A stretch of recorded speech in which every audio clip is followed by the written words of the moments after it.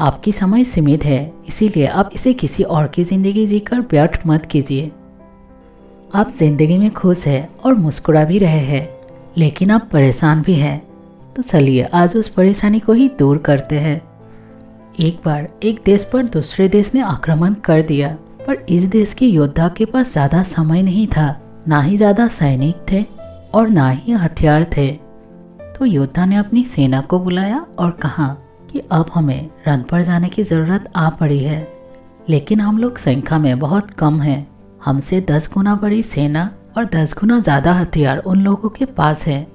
तो योद्धा ने सोच समझकर प्लान बनाया और सारे सैनिक और हथियार को जहाज में भर दिया और समुद्री रास्ते से उस रण में पहुंच गया जहां युद्ध होना था।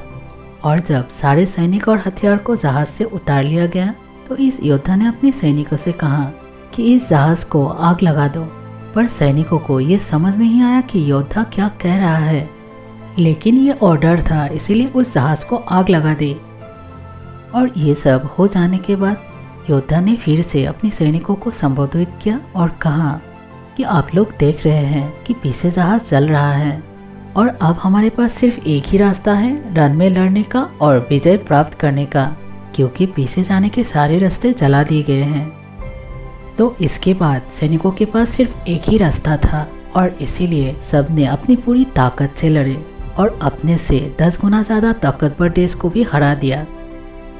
ये कहानी हमें ये बताती है कि आप भी पीछे जाने की सारी रास्ते जला दीजिए, सिर्फ एक ही ऑप्शन रखिए और वो है जीत। जब आप ये डिसाइड कर लेंगे कि आपको ये करना ही है, तब वो आप श्योर कर दिखाएंगे, चाहे ये आपकी पर्सनल लाइफ की बात हो या प्रोफेशनल लाइफ की बात हो।